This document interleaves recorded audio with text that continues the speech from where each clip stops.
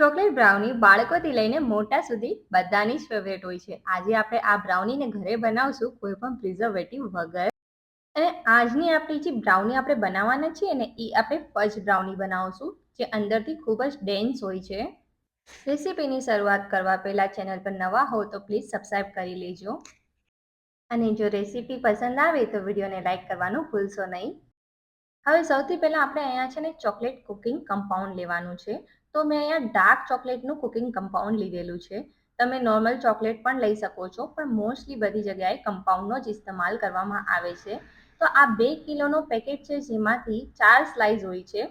4 slice અડધા અડધા કિલાની હોય છે. મેં અહીંયા 250 ગ્રામ જેવો ટુકડો ચોકલેટનો લીધો છે. એક બાઉલ આપણે લઈશું. એમાં આવી રીતના ગ્રેટરની મદદથી આપણે ચોકલેટને ખમણી લઈશું. અહીંયા 250 ગ્રામનો ચોકલેટનો ટુકડો છે, તો આપણે 150 ગ્રામ જેવી ચોકલેટને ગ્રેટ કરી લેવાની છે અને બાકીની ચોકલેટ આપણે રાખી દઈશું. હવે જ્યારે ચોકલેટ આવી રીતના ગ્રેટ થઈ જાય ને પછી આપણે બટર લેવાનું છે. તો અહીંયા 250 ગ્રામનું આવી રીતના બટરનું પેકેટ છે મારી પાસે. એને હું વચ્ચેથી આવી રીતના કટ કરીશ ને તો 125 ગ્રામ જેવું બટર થઈ જશે. હવે એ બટરને આપણે માઇક્રોવેવ કરી લેવાનું છે. આવી રીતના ગરમ થઈ જાય ને તો આવું ગરમ બટર અગર ચોકલેટમાં નાખશો ને તો ચોકલેટ સારી રીતના મેલ્ટ થઈ જશે. અને આ મિક્સરને છે ને આપણે સ્પેચ્યુલાની મદદથી છે ને સારી રીતના એકવાર મિક્સ કરી લેશું. તો ચોકલેટ અને બટર આવી રીતના મિક્સ કરશું ને તો ચોકલેટ સારી રીતના મેલ્ટ થઈ જશે અને આ બેટર સરખું એવું મિક્સ થઈ જશે. મેં અહીંયા વિસ્કરનો યુઝ કર્યો છે, તમે સ્પેચ્યુલાથી પણ મિક્સ કરી શકો છો. પછી અહીંયા આપણે એક બીજો બાઉલ લઈ લઈશું. એની અંદર આપણે 1 કપથી થોડું ઓછું એટલે 3/4 કપ જેવું આપણે અહીંયા દહીં લેવાનું છે. દહીં ઘાટું હોય તો વધારે સારું. એના પછી છે ને અહીંયા અડધા કપ જેવી આપણે સાકર લેવાની છે. જો તમે જે ડાર્ક ચોકલેટ લીધી છે ને એ વધારે પડતી કડવી હોય ને તો સાકરનું પ્રમાણ તમે અહીંયા થોડું વધારી શકો. પછી આને છે ને આપણે જ્યાં સુધી સાકર ઓગળી ના જાય ને ત્યાં સુધી સારી રીતના મિક્સ કરી લેવાનું છે.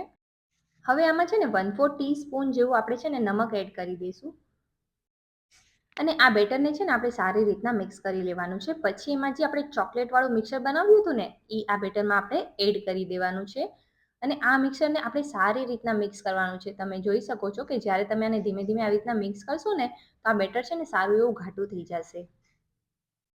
હવે આપણે આવી રીતના છે ને એક મોટી ગળણી લઈ લઈશું. એની ઉપર આપણે 1 કપ જેવો મેંદાનો લોટ નાખશું અને 2 ટેબલ સ્પૂન જેવો આપણે કોકો પાવડર લઈશું. કોકો પાવડર તમે અહીંયા તમારી ચોઈસનો લઈ શકો છો, પણ સારી કંપનીનો લેશો ને તો એ સારો એવો ટેસ્ટ આવશે. હવે આ બેટરને છે ને આપણે ધીરે ધીરે આવી રીતના મિક્સ કરતું જવું. એક સાથે આપણે મિક્સ નથી કરી દેવાનું, ધીમે ધીમે મિક્સ કરવાનું છે. એક હાથેથી આપણે લોટ આવી રીતના ચાળતા જશું અને બીજા હાથે વિસ્કરની મદદથી આપણે બેટરને વિસ્ક કરતા જશું. આમાં કોઈ પણ લમ્સ ના રહેવા જોઈએ. એકદમ લમ્સ ફ્રી બેટર સારું એવું આપણે બનાવવાનું છે. અહીંયા લમ્સ એટલે કે આમાં કોઈ પણ જાતના ગાંઠા ન રહેવા જોઈએ. તો તમે સ્ક્રીન પર જોઈ શકો છો આ ટાઈપનું બેટર તમારે બનાવવાનું રહેશે. થોડુંક ઘાટું એવું બેટર બ્રાઉનીનું બનાવવાનું હોય છે. જ્યારે તમે બ્રાઉનીને આવી રીતના બનાવવાની શરૂઆત કરો ને ત્યારે તમારે છે ને ઓવનને 180 ડિગ્રી સેલ્સિયસ પર પ્રીહીટ થવા માટે રાખી દેવું અને ઓવનને ઓછામાં ઓછી 10 મિનિટ સુધી આપણે પ્રીહીટ થવા દેવાનું છે. હવે આપણે આવી રીતના છે ને એક બેકિંગ ટીન લેવાનું છે. એની અંદર મેં બેકિંગ પેપર લાઇન કરી લીધું છે અને એના ઉપર આપણે જે બેટર બનાવ્યું છે ને એ આવી રીતના આપણે નાખી દઈશું અને એને ચારે બાજુ સારી રીતના સ્પ્રેડ કરી લેવાનું છે આવી રીતના સ્પેચ્યુલાની મદદથી. બેટર જ્યારે આવી રીતના સ્પ્રેડ થઈ જાય ને તો તમે આમાં ચોકલેટ ચિપ્સ નાખી શકો છો. મેં અહીંયા સેમ ચોકલેટ જ લીધી છે, જેને હું આવી રીતના ગ્રેટ કરી અને ઉપરથી છાંટી દઈશ. પણ એની જગ્યાએ તમે ચોકલેટ ચિપ્સ પણ લઈ શકો છો અને તમે વ્હાઇટ કલરની ચોકલેટ પણ લઈ શકો છો. તમે તમારી ચોઈસનું અહીંયા સ્પ્રિંકલ કરી શકો છો. તમે નટેલા ઇવન ઘણા બધી ચીજો હોય છે જેમ કે વોલનટ, એ બધી ચીજો આમાં ઉપર સ્પ્રિંકલ કરી શકો છો. પણ ચોકલેટ બ્રાઉનીમાં ચોકલેટ જ સારી લાગે છે. કોઈ પણ સ્પ્રિંકલ ચેન્જ કરશો તો એનો ટેસ્ટ છે એ ચેન્જ થઈ જશે. એના પર નાઇફ અને આવી રીતના કાંડીની મદદથી થોડી ડિઝાઇન બનાવી લેશું તાકી ચોકલેટ જ્યારે આપણે બેક થાય ને તો અંદર ચોકલેટ ઉતરે. પછી આવી રીતના છે ને એને બેક કરી લેવાની છે 15-20 મિનિટ સુધી. 15 થી 20 મિનિટની અંદર તમારે એકવાર આને ચેક કરી લેવાનું. અગર જો બેક ના થઈ હોય તો તમે આને પાછી બેક કરી શકો છો. આવી રીતના કાંડી નાખી અને ચેક કરવાનું. આમાં ચોકલેટ ઉપર સ્પ્રિંકલ કરી છે તો કાંડીમાં અગર તમને ચોકલેટ આવે છે તો તમને સમજાઈ જશે બેટર અને ચોકલેટની વચ્ચેનો ડિફરન્સ જ્યારે તમે તેને ચેક કરશો. અને જ્યારે આવી રીતના બ્રાઉની ગરમ હોય ને ત્યારે તમારે એને રિમૂવ નથી કરવાની. તમે જોઈ શકો છો કે બ્રાઉનીએ છે ને લાઈન સારી રીતના મૂકી દીધી છે કોર્નર પરથી. તો એટલે કે આપણી બ્રાઉની સારી રીતના બેક થઈ ગઈ છે. તમે અહીંયા જોઈ શકો છો કે એણે છે ને કોર્નર મૂકી દીધી છે. બ્રાઉની થોડી ઠંડી પડે ને એના પછી આપણે એને ટર્ન કરી લેશું આવી રીતના. પણ મેં અહીંયા ગરમ જ બ્રાઉનીને ટર્ન કરી લીધી છે. તમે થોડી ઠંડી થવા દેજો. અને જ્યારે બ્રાઉની ગરમ હોય ને અને આવી રીતના એને ટર્ન કરો ને તો એને ફરીથી ટર્ન કરવાની ભૂલ ના કરશો. કેમ કે બ્રાઉની જ્યારે બેક થાય છે ને તો એ બહુ જ ડેલિકેટ એટલે કે બહુ જ સોફ્ટ હોય છે અને એ તૂટી જવાની બીક રહે છે.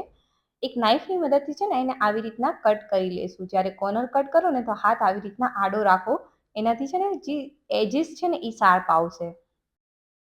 તો તમે જેવી રીતના જોઈ શકો છો કે આ જે માપ છે ને એનાથી આપણી જે બ્રાઉની છે ને એ 16 બનીને તૈયાર થશે. કેમ કે મેં ઊભા 4 અને આડા 4 કાપા કર્યા છે. ગરમ બ્રાઉનીને ક્યારે પણ હાથથી પણ ન ઉપાડવી. આવી રીતના એક તાવીથા જેવો ચમચો લેવાનો અને એને આવી રીતના છે ને એના ઉપરથી અંદર રાખી અને ઉપાડવાનું. તો બ્રાઉની છે ને એ તૂટવાની બીક નહીં રહે. અને પછી તમે આવી રીતના ચમચાની મદદથી હાથમાં ટર્ન કરીને લેશો ને તો બ્રાઉની ક્યારેય તમારી તૂટશે બી નહીં અને એની ડિઝાઇન પણ ખરાબ નહીં થાય. તમે જોઈ શકો છો કે અહીંયા બ્રાઉની બહુ જ સારી રીતના પેક થઈ છે. અંદરથી ખૂબ જ ડેન્સ છે. આજે આપણે જે બ્રાઉની બનાવીને એ કોઈ પણ પ્રિઝર્વેટિવ વગર બનાવી છે. પણ તમારે કોમર્શિયલ લેવલ ઉપર અગર જો બ્રાઉની વેચવા માટે બનાવવી હોય ને તો એની વિડીયો અગર તમારે જોતી હોય તો મને કમેન્ટમાં જરૂરથી જણાવજો. આપણે એના પર પણ એક વિડીયો જરૂર બનાવશું. હવે બ્રાઉનીને આપણે આ રીતના પ્લેટમાં સેટ કરી લેશું. તો અહીંયા આપણી ચોકલેટ બ્રાઉની છે એ સારી રીતના બનીને રેડી થઈ ગઈ છે. એને આપણે આવી રીતના ડેકોરેટ પણ કરી લીધી છે. અગર આજની મારી વિડીયો તમને બધાને પસંદ આવી હોય તો પ્લીઝ મારી ચેનલને લાઇક, શેર એન્ડ સબસ્ક્રાઈબ કરજો. તો મળીશું નેક્સ્ટ વિડીયોમાં. ત્યાં સુધી તમને બધાને stay blessed, happy cooking and bye bye.